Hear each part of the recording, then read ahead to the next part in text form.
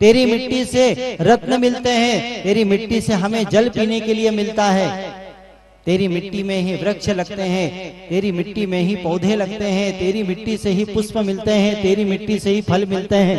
तेरी इस मिट्टी में तो इतना गुण है कि ऐसा गुण किसी के अंदर नहीं है, इसलिए तू संकोच मत कर, भोग के रूप में तेरी मिट्टी का ही मैं भोग लगा लेता हूं।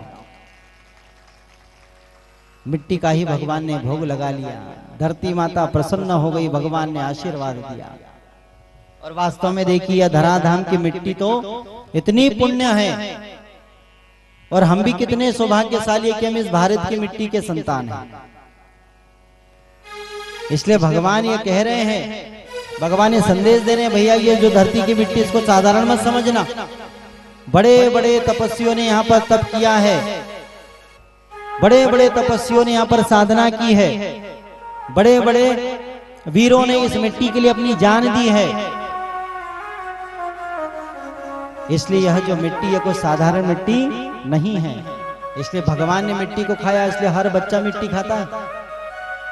यह मिट्टी इतनी पुण्य है, इतनी पुण्यवान मिट्टी हमारे भारतवर्ष की, जिसको भगवान ने चखा। इसलिए भगवान कह रहे हैं कि भारत भूमि की हमेशा रक्षा करते चलो। मैंने इस मिट्टी की लाज रखी है। भगवान ने धराधाम पर अवतार क्यों लिया? धर्म की स्थापना करने के लिए। इसलिए भगवान कह रहे मैं तो बालक हूं और मैंने मिट्टी खा करके सारे समाज को संदेश दिया है। और वास्तव में भगवान का यह प्रिय संदेश है कि भैया हमारी भारत भूमि की रक्षा हमेशा हम करते रहे। बड़े बड़े वीर जवानों ने इस भारत भूमि के लिए अपना बलिदान दिया है।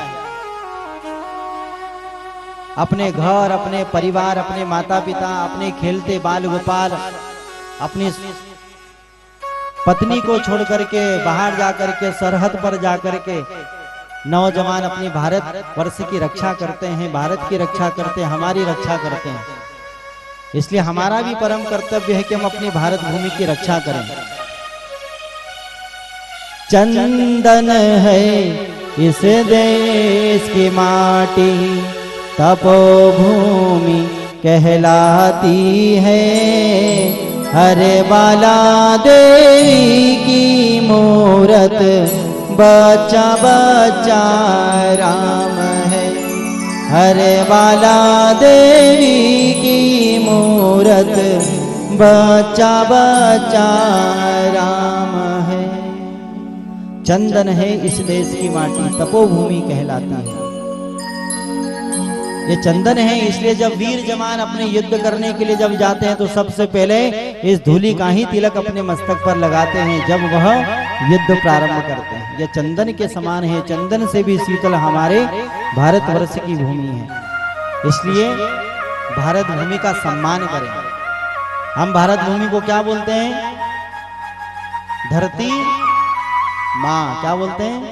धरती माँ। ये हमारी माँ है और माँ का सम्मान करना ये सबका कर्तव्य है। और हमारा यह भी कर्तव्य है कि हमारी धरती को हम स्वच्छ रखें, सुरक्षित रखें। परंतु हम ऐसा करते नहीं। रोज सवेरे खड़े होकर के सबसे पहला कदम हमारा किस पे पड़ता है?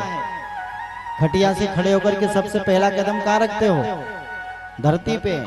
तो सबसे पहले सुबह सुबह सबसे पहला काम लात मारने का करते हैं। माँ को लात मारी, माँ को लात मार करके सब काम करोगे तो बताओ सब काम कोई पूर्ण होंगे? अब माँ का ही सबसे पहले हमने अपमान कर दिया, खड़े हुए लात मार दी, अब फिर सब काम करेंगे तो कोई काम होंगे? पूरे होंगे?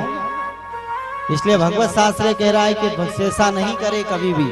ये हमारी माँ है तो सबसे पहले क्या करें? जब भी सुबह से खड़े हो तो सबसे पहले अपनी धरती माँ को प्रणाम करें। और कहते हैं कि माँ को अगर प्रणाम करके कोई सा भी कार्य किया जाए तो वह सारा कार्य सफल होता है। इसलिए सबसे पहले धरती माँ को प्रणाम करें। समुद्र वसने देवी पर्वत स्तन मंडिते, विष्णु पत्नी नमस्तुभ्यं पाद स्पर्श क्षमस्व में। यह कौन है? बोले विष्णु की पत्नी है, यानी लक्ष्मी है। यह हमें धन धान्य संपदा रत्न देती है। सुबह से खड़े हुए खटिया पर से उतरे और सीधा पांव जमा दिया। परंतु माँ ये भी कहती है कि अगर बालक छोटा हो और अगर वो गोदी में लेटा है और गोदी में लेटा हुआ बालक अगर अपने पांव हिलाता है तो उसे उसकी माँ को उसके पांव खूब लगते हैं। कभी हाथ को पांव लगा, कभी पांव को पांव लगा, कभी गाल को पांव लगा, कभी मुंह को पांव लगा, तो माँ बुरा नहीं मानती, क्योंकि बालक छोटा है। परंतु वही बालक 20 वर्ष का हो जाए फिर लात मारे तो मुंह पे कैसा लगेगा? अपमान हुआ कि नहीं?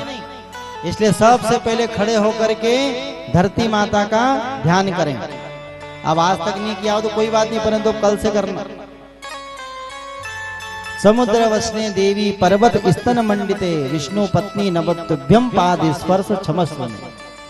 सबसे पहले क्षमा करना माँ, मैं आपका बालक हूँ और मैं आपके ऊपर मेरा पांव रख रहा हूँ। अगर आपको कुछ क्षति पहुंचे तो मुझे बालक समझ करके क्षमा करना। फिर घर से बाहर निकले है, या फिर घर में कई का तो सुबह सुबह उठता है तो रात भर का जो उसको मुंह में रहता है ना खकार करके थूक देता है, तो थूक भी देता है, फिर भी अपमान हुआ। फिर मल मूत्र इत्यादि वगैरह त्याग करते हैं, वो भी तो अपमान ही हुआ।